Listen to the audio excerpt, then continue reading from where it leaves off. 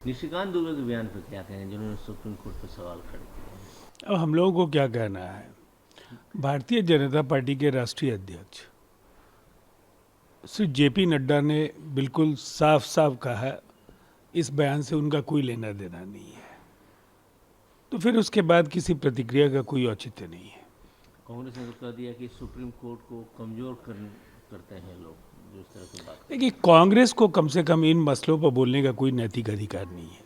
देखिए, आज नौजवानों को ये जानना चाहिए कि कांग्रेस अक्सर संविधान, न्यायपालिका, प्रेस की आज़ादी, गोदी मीडिया, कुछ रटे रटाए उनके नारे हैं और उनका इस्तेमाल वो बारंबार करते हैं। लेकिन उन्हें ये बताना चाहिए कि देश में आपातकाल किसने लागू किया और आपातकाल लागू करने की वजह क्या थी।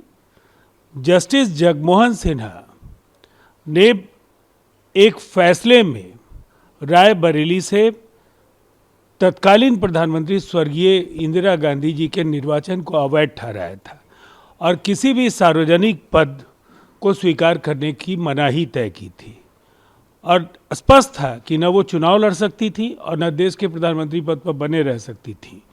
इसीलिए उस समय उस फैसले की हत्या करने के लिए देश पर जबरन आपातकाल थोप दिया गया। इसीलिए उनको कम से कम इस तरह की बातें कहने का कोई अधिकार नहीं है। हैं। मुर्शिदाबाद में हम ममता बनर्जी ने वहाँ के लोगों से अपील की है शांति की, लेकिन आरोप बीजेपी और उसके एलाइज पे भी है।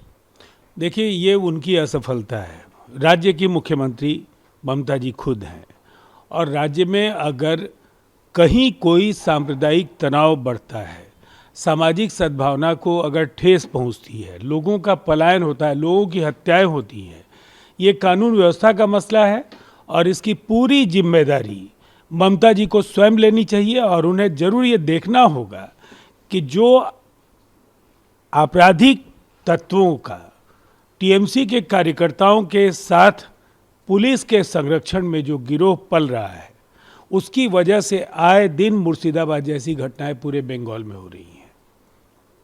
लेकिन बीजेपी के वहाँ एक नेता हैं शुभेंदु अधिकारी कह रहे हैं कि कम से कम 1000 से ज़्यादा परिवार इफेक्टेड है, कोई सुनने वाला नहीं। तो इस बात को नकारा कैसे जा सकता है। वो तमाम जो विजुअल्स हैं वो पूरा देश देख रहा है, पूरी दुनिया देख रही है और ये कहीं ना कहीं ममता जी के शासन पर एक बड़ा सवाल भी है कि अपने राज्य में बेकसूर बेगुनाह लोगों को जिस तरह से पलायन के लिए विवश होना पड़ रहा है, अपना घर बार परिवार छोड़कर जाना पड़ रहा है, हर समय उन्हें असुरक्षा के साए में जीना हो रहा है, तो ये एक ऐसी परिस्थिति है जिसका ईमानदारी के साथ बगैर वोट की राजनीति के परवाह किए उन्हें चिंता करनी चाहिए।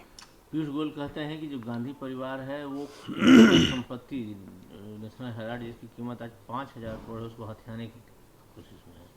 देखिए, नेशनल हेराल्ड स्वाधीनता संग्राम और कहीं ना कहीं जो उस दौर के एक विरासत के तौर पर देखा जाता है, इसको सहेज कर रखने के बजाय अगर इसका बेजा इस्तेमाल हुआ है तो कानून के दायरे में कांग्रेस के प्रथम परिवार को भी आना ही पड़ेगा।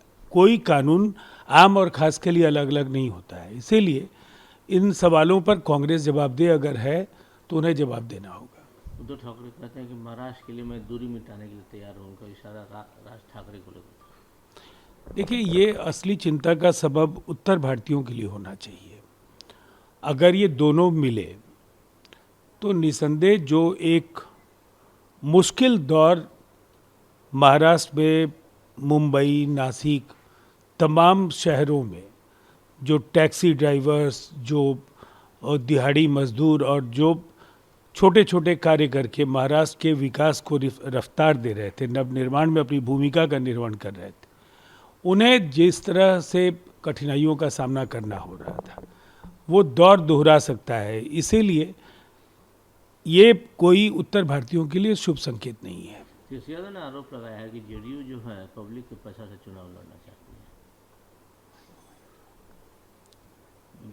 उनका इशारा 225 करोड़ का जो टेंडर निकला, जो पैसे मंगा के रथ मंगाए गए उनकी तरफ था। देखिए हैरानी है, कौन बोल रहा है, ये बहुत ही अहम होता है राजनीति में। क्या साख और विश्वसनीयता है तेजस्वी यादव की ऐसे सवालों को पूछने की? उनके पिता जो उनकी पार्टी के राष्ट्रीय अध्यक्ष हैं, राज्य के निवर्तमान पूर्व मुख्यमंत्री हैं, वो चारा घोटाले में सजा याफ्ता है और चारा घोटाला ट्रेजरी लूट था।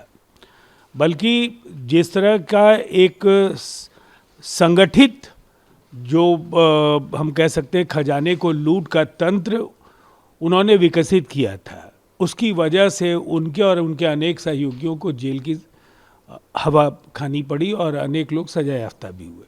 खुद तेजस्वी यादव जमीन दो नौकरी लो इस चक्कर में IRCTC में अदालतों में लगातार हाजिरी लगा रहे हैं। क्या बिहार के विकास पर सवाल खड़े करेंगे और यात्राओं के उद्देश्य पर सवाल खड़े करेंगे, सरकारी पैसे के दुरुपयोग का सवाल खड़े करेंगे? जनता मालिक है और जनता ने बार बार नीतीश कुमार जी पर इसीलिए भरोसा किया है कि न उन्हें परिवार का मोह है और न ही भ्रष्टाचार को कभी उन्होंने संरक्षण दिया है, और इसीलिए उनकी लोकप्रियता आज भी बरकरार है और हर दिन के साथ उनकी बढ़ रही है।